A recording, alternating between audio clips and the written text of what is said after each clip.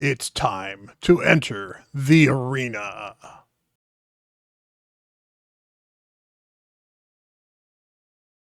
Hello, everyone. Bront CatHerder here. We're having some fun talking Raid Shadow Legends, and we're here to talk about the arena. The arena can be a pretty intimidating place for a lot of people. PvP is not the favorite pastimes for a lot of folks, and in fact, there's a lot of raid stuff that generally people would prefer to ignore arena.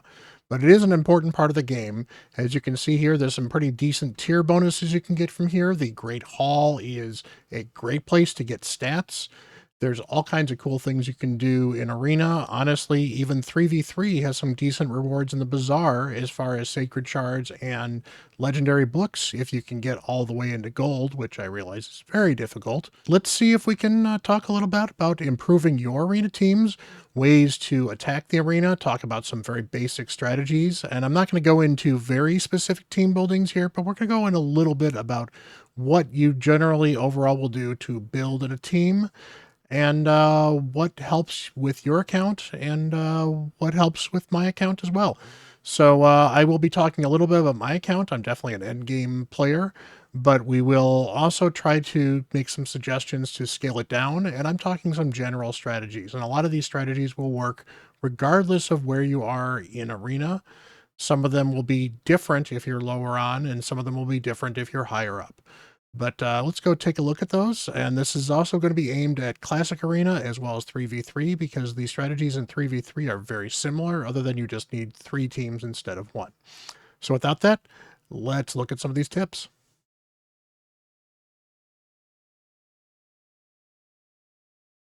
Okay, so the first tip here is going to be very, very simple, and it's have a basic plan. That sounds very generic, and it is, but really, it's the start of what you're doing in Arena. You need to figure out if you're going to be outspeeding the team or if you're going to be controlling the team, if you're trying to lock them out, if you're going to try to survive. You also need to figure out what you're doing for damage, and you may need to figure out what you're doing to stay alive.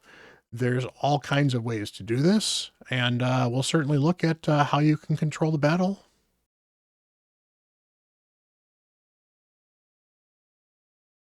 And speaking of controlling the battle, that's really where this next part focuses on. There's a couple different ways to control the battle. You've got your speed team. Speed control simply means that you go as fast as you possibly can, and the other team doesn't take a turn or takes as few turns as possible. That's usually a pretty easy team to run. They're some of the fastest teams. They're great for just farming arena medals in general. They are not, however, the best universal teams because they do have some counters. Control debuff teams are certainly another option. Controls such as stun, sleep, freeze can help lock out a team. They can give you more time to do what you need to do without the other team taking a turn. Now, stun is by far the best of these. Sleep is okay. Freeze is okay. Fear is less okay because fear lets some RNG involved. But overall, these controls help prevent the team from taking the turns that they need to do anything to you, which allow you then to cycle through your abilities to beat them up.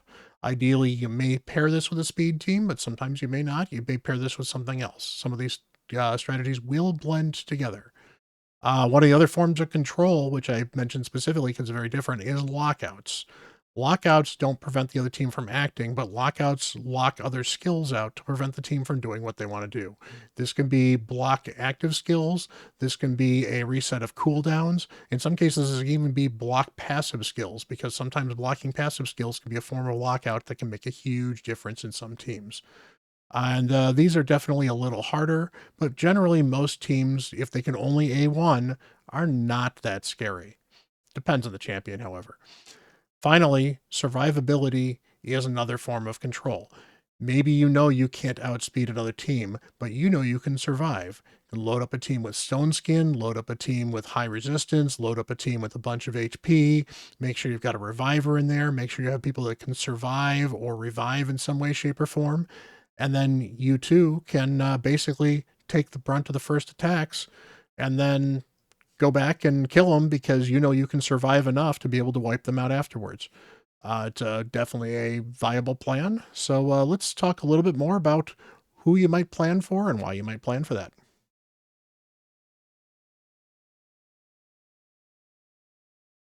Okay, as we mentioned, for different types of attacks, you need to plan for your enemy.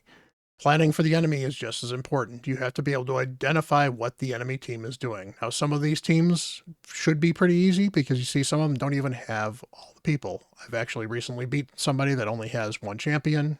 Nice and easy team to beat. But some of these teams have four, so you need to look at them.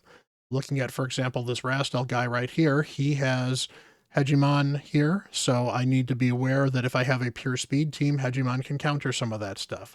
Torment is an example of somebody else that might counter a speed team. If I look at teams with high team power, maybe some of those teams might actually have Stone Skin, for example. So I may have to be careful or have some way to break through Stone Skin. Knowing what team you need to bring against a team and knowing what can counter it can definitely help. So learning some of the champions, learning what you can do to get around them.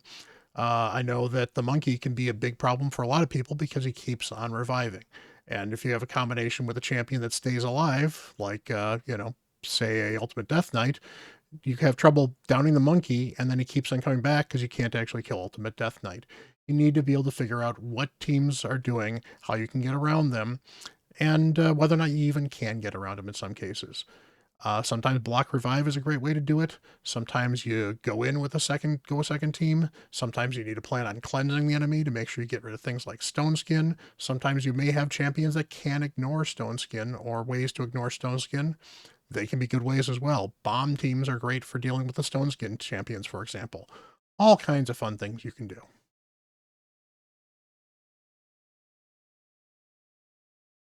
Knowing your limits is another thing you need to know as well. Every account is going to have limits. Some accounts are going to have amazing, amazing champions and may not have the gear to use those champions fully. It doesn't matter because sometimes lesser champions with better gear can outrun you. On the other hand, there are some champions that unlock certain strategies that you just don't have without those champions. So maybe you do have powerful champions and you don't have great gear. Well, knowing what you're going to struggle with can let you pick teams that are easier. So maybe you start looking for easier team power or looking for an easier teams to pick off. You can quite often, especially if you're able to sit around and refresh the list a couple times in arena, find plenty of fights where you can win with very little effort, depending on what type of team you have. On the other hand, maybe you've got some amazing gear, but champion pulls have not been particularly good for you. The good news is you can probably find champions to at least get you by an arena, but every once in a while, you might just find that you don't have the right champion to get past a certain situation because all the gear in the world won't help if you can't get past Stone Skin because you don't have the right champions or you don't have the right blessings. That can be a problem. So knowing your personal limits are great, and everyone's limits going to be different. Getting into Gold 5 is not extremely difficult because of the way that defenses work. And in fact, I should probably get into that in this video, so we will talk about defenses.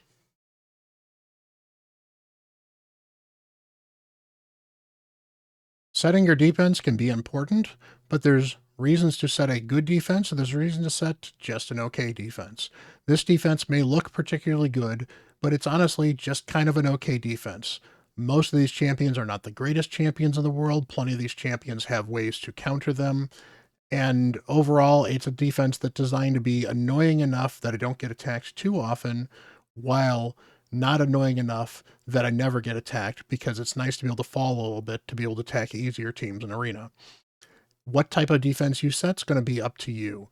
If you can constantly attack an arena and stay up there, you may actually set a weaker defense to basically farm the easier to hit attackers because you'll keep yourself lowish in your tier. Eventually, there is a limit to how many times you can lose points in arena per day. I believe it's 20. I'm not 100% sure. They've changed it a couple times.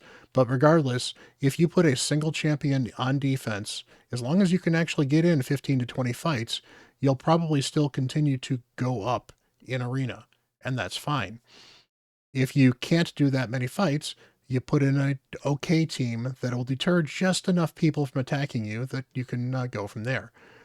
That's one of the ways you can actually farm arena and make arena easier for you is to not set a super difficult defense, and it really will depend on where you want to sit. I like sitting in the high areas. Sometimes I like sitting in platinum for a little while because I can farm platinum with my account. I can't compete in platinum at the end of the week, but I can at least farm it during the week.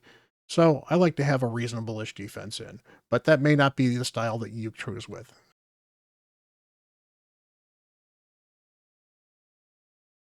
You want to build some variety in your teams. You're going to find that you tend to lean on one or two teams when you're hitting arena. But honestly, the best thing you can do is build 4 to 6 teams that you can generally rely on. And that's going to include having teams built for daily challenges. That's going to include having teams built for 3v3, because remember, in 3v3, you can't use the same champion on multiple teams. So having a couple of teams where you have different champions specifically not in them can be very helpful. You obviously are going to need some teams where you want just your best champions in. So you may have 3 or 4 teams that are just purely these are the best and these are the people I want to use.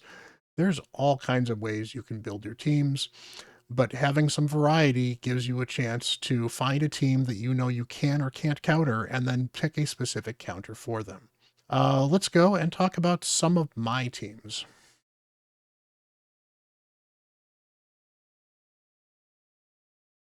All right, so I'm going to go over my teams and kind of explain the theory of each one. I'm not going to go too heavily into the stats, but I'll go a little bit into how I have them built, why I have them built that way, and generally how I use them. I've got here this for the longest time, this Nutshot team here was my best speed farming attack team. And it was actually the team way, way back before we had a Taurus in the game. I used to use this team to try to farm in Platinum when I made some Platinum attempts. Now, I never actually finished in Platinum, and then Taurus came out shortly afterwards, and I just never was able to compete. But Rotos can actually do some decent damage against Taurus. He does some max HP hits as well, so he has some functional use against Taurus, although Taurus's max HP stuff is broken, so that's a different problem. But overall, it's a speed team that gets around most teams that don't have an ultimate Death Knight. And even then, Georgia can bypass Death Knight because he's got a way to hit through Stone Skin. So you've got multiple speed champions. I've got the increased attack I need. I get some increased defense and resist debuffs with Siphi. And then I've got Rotos who can take over at one shot and is very, very tough. And then I've got a fairly squishy Georgid, but Georgid can absolutely nuke if he attacks. So that's kind of the theory between the Nutshot team. My double nuke is a slightly different team here. We that one uses Duchess to kind of keep everyone alive. She's got Stone Skin on, so ideally she can survive it for a couple of hits. She's got some resistance. I also have a high resistance Kymar in Stone Skin in this team as well, so ideally Kymar can also survive some hits. The general idea is Duchess should survive to revive everyone if I need to. I've also got a Leo in here as well who's difficult to kill, and honestly, having Harima here makes this entire team difficult to just flat out kill anyway. So it's got some survivability to possibly go second. I've got a decent amount of damage with both Leo and Harima. I've got a Kymar to both reset, and he's got high resistance to avoid lockouts. And then Duchess is Duchess, and she kind of keeps people alive. Decent team overall. It's like usually my third 3v3 team, and it's very effective. I use it quite a bit. It also happens to be a one of each affinity team, so I use this for the affinity teams if I have to do the affinity special daily quests. I've got my anti-speed Ancora team here. Now, Ancora provides me a speed lead. My Siphi is super fast. I'm not necessarily going to outspeed everybody, however, which is where Hegemon comes in. That's a control Hegemon in stun. So he will usually go first, stun a couple of champions, and he's not necessarily going to stun everybody, but he has a good chance to stun some people, disrupt the teams, lock out a few of them with blocked active skills, throw some decreased attack on there as well. Sometimes he might even kill somebody, although he's not a big damage dealer in this particular build. It helps disrupt the enemy team. Then hopefully Siphi gets a chance to possibly go first, and if not, Ancora's in Stone Skin with super high resistance. And if the end result is I get outsped and everybody but Ancora lives, Ancora can then revive Narcissus, and her revive for Narcissus will make Narcissus generally just go next, and then he obliterates everyone anyway. So it's a very good overall anti-speed team. Very, very similar functionality with the white cleansing team here. And yes, I know it's a joke. It's probably a bad taste joke. You know, I enjoy it. All respect to anyone and everyone out there. But regardless, Very similar, except for this one's got Ramontu on here. So the idea of this one is if I'm going to struggle against teams that have lots of stone skin, Ramontu is on here to go a little bit faster than my Narcissus and basically strip off things like stone skin, strip off some of the buffs that I need to worry about otherwise, possibly lock out the other team, and then Narcissus goes and kills a bunch of folks. Yeah, it still works fairly well. The big problem this one has is Sheep is very bad against Ramontu, so they really need to do something to fix that. The green and white team, this seems to work pretty well. I've got Padric on here as well. So this has got Armands, who brings a great speed aura. Generally, he is also in some stone skin to make sure that he doesn't get turn meter controlled. He doesn't have a lot of resistance because he's supposed to be super fast, but even his A1 can help lock people out. And if he doesn't get locked out in some way, shape, or form, he'll lock out the other team, stun a bunch of them, and then Narcissus will clean them all up. Padraig's just generally there because the ally attack, particularly because he is super fast, he's the fastest person on this team. The ally attack can sometimes knock somebody out. They can also do things like reset skills. So if everyone else gets locked out but Padraig doesn't, his A1 can sometimes reset skills, and the ally attack gets his A1 to reset skills and Ancora's ability to reset skills, both of them out there, possibly unlocking Armands or Narcissus. It's overall a fairly good team, works fairly well. It's not the end all be all, but that's the strategy for that team. Void 3v3, this was just a Void 3v3 team that I had. I used to use this one for quite a long time for the Void. I now use a slightly different one, but as you can see, it's mostly a speed team with, instead of having Rhodos here, I've got, what's his name? Ramontu. Nitra faction team, I do have two Hegemons. So I've got a nuke Hegemon, I've got the regular Hegemon, and then I've got Ancora Narcissus. Nothing particularly special here, but the double Hegemon can counter a lot of teams.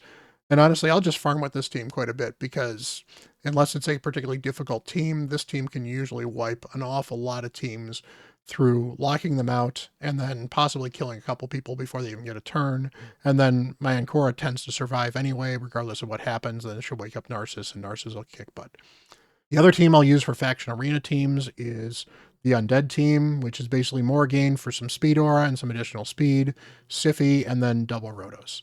And not a lot to say about this other than double Rhodos is actually pretty super powerful, and I've got a lot of blessings on this team, so this team is generally pretty good. UDK really does stop this team in its tracks, which is one of the reasons I prefer to use the Knights Rev team now versus this team, because the Knights Rev team can usually hit around UDK pretty easily. Another Void only team, I've got a Necrit speed team here. This is actually the only team I really use with Necrit. My Necrit is super fast. He protects my Georgid, and this keeps my Georgid alive, gives me a couple of good ways to nuke people, and Necrit on top of that can sometimes, because he goes fast enough, help me use my A1 of Georgid to pick off another champion first before Georgid does his A3 to knock through Stone Skin on somebody, and then his A2 to kill everyone else. So it's a very functional team. It can actually be used on defense as well if I need to, because Necrit can help Georgid survive. Necrit has definitely fallen off, though, because he's just not as useful as he used to be. And again, we have another Void team right here. This team I was using, I think I was using this before. I had Necrit, and I kind of swapped Necrit in here. This adds a Tormund for control as opposed to a Siphi for speed. So basically, Tormund has some stun gear on, and he brings freeze to the other team, and Georgia just does so much damage he doesn't care. So this can be a lot of fun as well.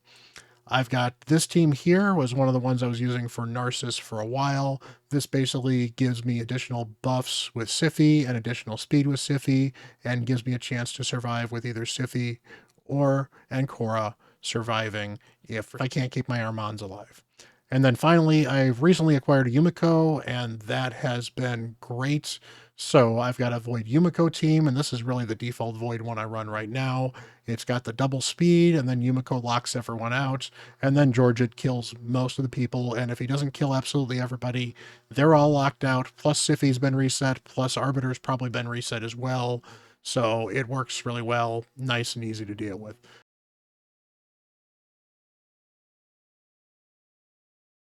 So those are some of the strategies that I tend to use in high end, but there's other alternates you can use as well. Maybe if you're a very, very new champion, if you're a new player, High Katoon can be great as a speed lead, so you might have a High Katoon, or maybe you have a Deacon. You can actually use High Katoon and Deacon for your double speed lead early on. Deacon also provides some decreased defense, and since you don't have to worry about things like sheep at lower levels, that's a good pairing to start with for an early speed team.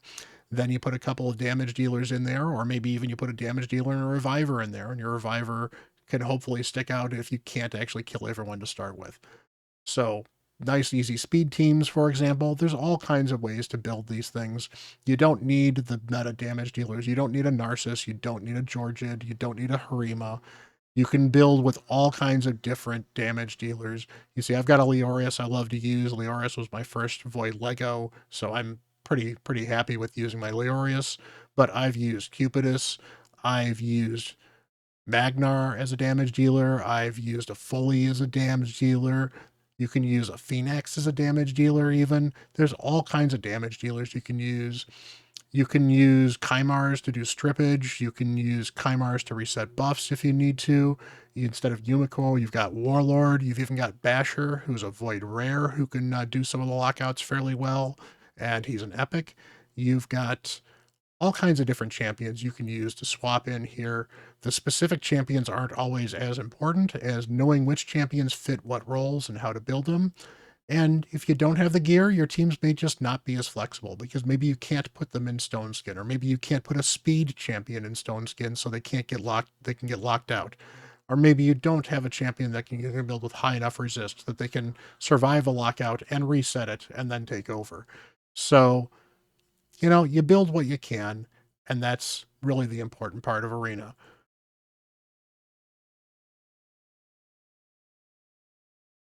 So hopefully that gives you a couple of ideas of ways that you can construct some teams, ways to put together ideas, thoughts that you can put into teams. And yes, it is more difficult to build teams early on, and I realize I have a stacked roster, but that doesn't mean that you can't build a team that can be effective for you in Arena. So hopefully you can have some fun. Hopefully you can find ways to be effective in Arena, and hopefully you found this video educational. If you want me to dive into more specific styles of teams, so if you want me to break down some speed teams, or if you want to break down some control teams, or maybe even talk about why I might use Stone Skin versus not use Stone Skin in Arena, let me know down in the comments below. I'd love to break down some of this Arena stuff some more. And until then, I'm Bront CatHerder.